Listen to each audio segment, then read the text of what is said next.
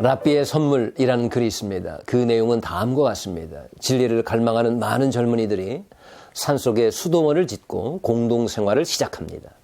하지만 시간이 흐를수록 진리를 찾기는커녕 갈등과 불신이 공동체 안에 쌓여가고 원망과 시비가 끊이지 않습니다. 이를 견디다 못한 젊은이들이 하나둘 수도원을 떠나고 오직 5명만이 남게 되는 지경에 이르렀습니다. 남은 5명은 이제 수도원을 문을 닫을 것인가 아니면 좀 더 기다려볼 것인가를 결정하지 않으면 안 될 상황에 직면합니다. 고민하다가 그들은 평소에 존경하던 스승 랍비를 찾아가서 잠을 구하기로 했답니다. 묵묵히 젊은이들의 이야기를 듣던 랍비는 한마디 대답을 했다죠. 이제 5명만 남았죠. 당신들 5명 중에 엘리야 선지자와 같은 강력한 지도자가 나올 것입니다. 랍비의 이러한 예언을 들은 그런 후부터 그들의 태도가 달라졌답니다.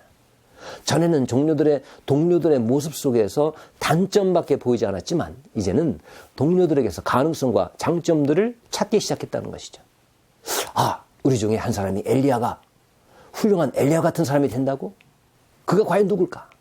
하고 서로의 가능성을 따져보게 되었다는 것이죠. 토마스일까? 그는 의심이 많기는 하지만 정직한 사람이지. 혹시 제임스일까? 반항심이 있긴 하지만 바탕은 정의를 사모하니까 아마 그가 엘리야 같이 될지도 모르지. 아니야, 필립일지도 몰라. 우리가 보기에는 무능하고 약하지만 사랑이 많잖아. 사랑이 많은 엘리야가 될지도 모르지. 혹은 요한일까? 감정이 격한 편이지만 기도의 사람이니까 그의 영성이 엘리야를 만들지도 모르지. 라고 생각들을 하면서 서로 기대를 하게 되고 강점을 찾다 보니까 그동안에 서로 무시하고 비방하던 태도가 달라지더라는 것입니다. 혹은 그게 바로 나면 어떡하지?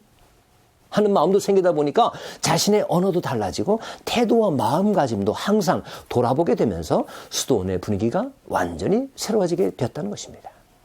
그런 달라진 수도원의 분위기에 관한 소문이 사방으로 퍼져나가고 그 수도원으로 사람들이 다시 몰려오게 되면서 이전의 생명력 넘치는 모습을 되찾게 되었다는 것입니다. 그렇습니다. 능력이나 명석한 두뇌 등은 도움은 되겠지만 성공을 결정하는 요소는 아닐 것입니다. 바로 기대하는 태도, 기대감, 이게 중요하다는 것이죠. 잘 되는 조직, 잘 되는 모임, 잘 되는 학교 등은 벌써 분위기가 다릅니다. 기대감이 팽배해 있다 보니까 그 안에 들어가 일부가 되는 것과 동시에 자기의 본래 능력 이상을 발휘하게 되는 것입니다. 이스라엘 백성들은 70여 년간의 포로 생활을 끝마치고 다시 고국으로 돌아와서 성전을 재건하게 되었습니다. 하지만 르흠과 심세와 같은 외적인 방해로 인해서 자그마치 16년 동안 건축이 중단되고 맙니다. 그때 하나님은 학개의 선지자를 통해서 위로와 격려의 말씀을 주셔서 성전 재건 사업을 다시 시작할 수 있도록 도우십니다. 하지만 그것도 잠시 작업을 시작한 지 한 달 만에 다시 중단될 위기에 처하고 맙니다. 이번에는 내적인 장애물이었습니다. 성전 건축에 참여한 백성들의 실망감이었습니다. 특히 옛 솔로몬 성전에 대한 기억이 있는 노인들의 눈에는 그 새 성전의 규모가 초라하기 짝이 없어 보였던 것이죠. 지난 모든 것은 추억 속에서 아름다워지게 되고 익숙한 것이 더 의미 있게 여겨지게 되어 있습니다. 그러니 새 성전의 지대를 바라보면서 과연 이런 초라한 곳에 하나님의 영광이 임할 수 있을까라는 염려가 생겨나는 것은 당연했고 그 실망감에 공사를 다시 중단하고 말았던 것입니다. 이에 하나님은 약속하십니다.